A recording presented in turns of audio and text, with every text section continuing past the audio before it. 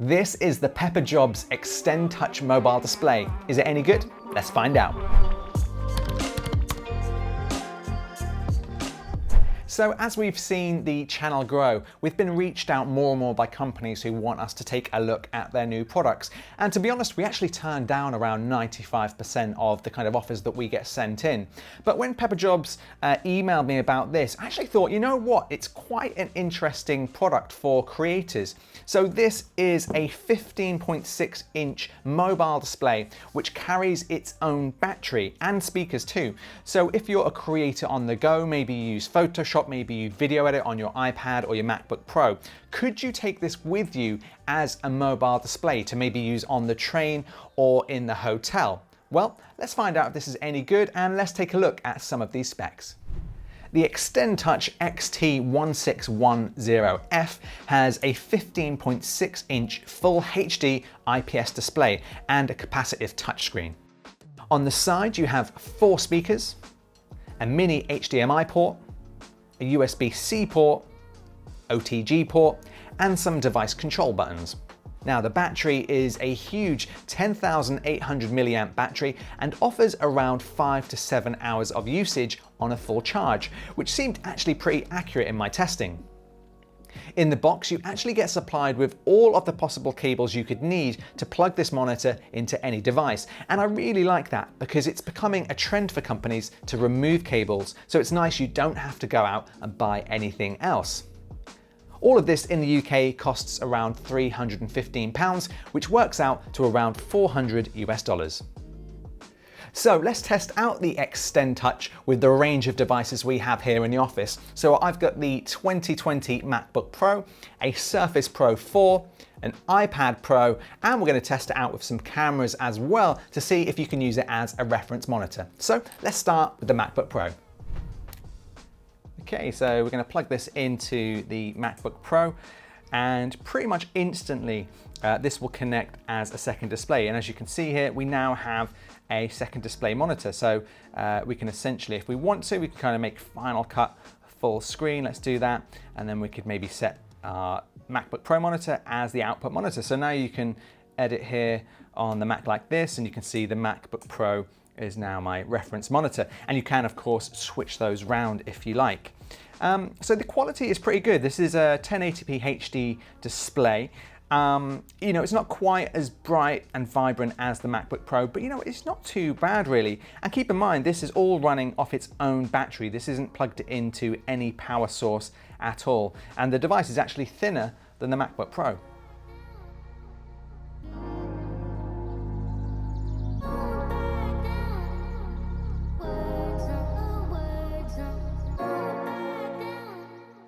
Okay, so let's use the iPad Pro. Let's plug that in. And just like the MacBook Pro, you can see almost instantly the display is mirrored here on the Xtendtouch. Now, one thing I would say straight away is, if you know iPads, they have one of the best screens on the market, if not the best screen. And that really shows here. You can see that the colors look much more muted here on the Xtendtouch display. Colors on the iPad Pro are much more saturated, much clearer. So if you are, you know, color correcting video, or if you're working on Photoshop documents, this may be a bit of an issue for you. In terms of responsiveness, it's actually pretty good. You know, it's fast. The display looks pretty good. What you will find though on the iPad is it does have these side letterboxes here. And if you play any YouTube videos, so let's just play one of our YouTube videos here. Let's just play this full screen. You can see that you, let's just skip this ad. You can see that you do get letterboxing all the way around the video. So you don't actually get that much of a bigger screen when it comes to this kind of thing. Now, if you are playing video natively, it will play this full screen if you mirror the screen correctly. But you know, in programs like LumaFusion, if we jump into that, you can see this could be a good reference monitor. So, you know, by default, if you're editing in LumaFusion and you press play, you'll see that it just simply reflects what you're doing on the iPad. But you can press this little icon here on the right hand side, and then you can use the Xtendtouch as an output monitor for your LumaFusion video editing. So actually this makes video editing on the go much, much easier. As I mentioned before, the colors aren't quite as accurate as they are on the iPad Pro. So this is more, it's just a tool to help you edit videos a little bit faster and maybe check out some of the detail without having to put the videos full screen on your iPad.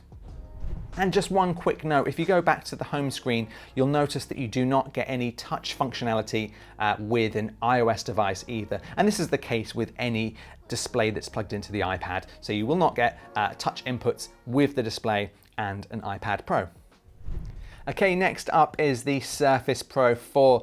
Now, unfortunately, as this is an old device, this only has the old USB port and a mini display port, and we don't have a mini display adapter here in the office with us, and it's not included in the box. So this is actually our fault. We don't have that cable here.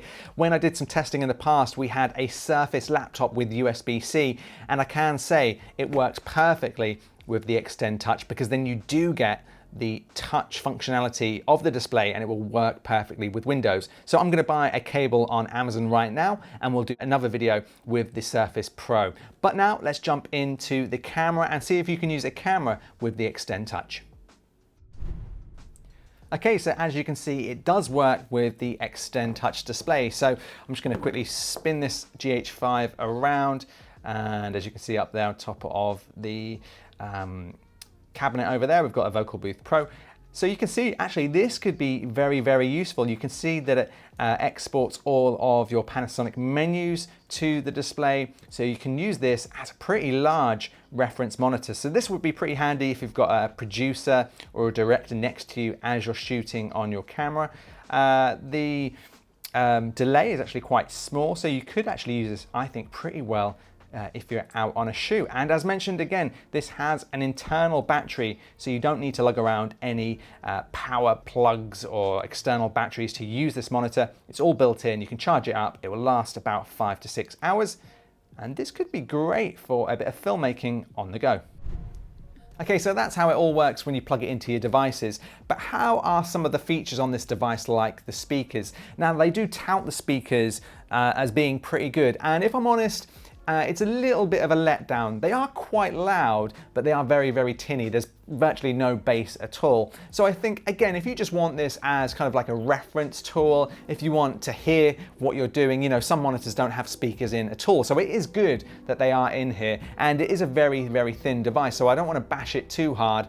But if I'm honest, if I was editing video on my MacBook Pro, I would probably still use the built-in MacBook Pro speakers, especially on the 2020 MacBook Pro or the iPad 2020, because those speakers are much better than the speakers built into this. So overall, I think if you're looking for a portable, lightweight display, something that you can take with you on your go and on your travels, if you just want a bit more screen real estate, then this is perfect. I don't own a Nintendo Switch, but I have friends that do. And I think if you had this on the plane or in a hotel room connected to your Nintendo Switch, this would be absolutely amazing. It has the built-in speakers, it has its own power, which I've mentioned, and that's great. Again, if you've got a MacBook Pro, maybe a 13-inch, and you want a reference monitor, so you can keep your timeline on your MacBook Pro screen and just reference the output on another display, then this again could be very good for this. But as I've mentioned, if you're a photographer or a video editor and you want a really color accurate display, then this is not the way to go.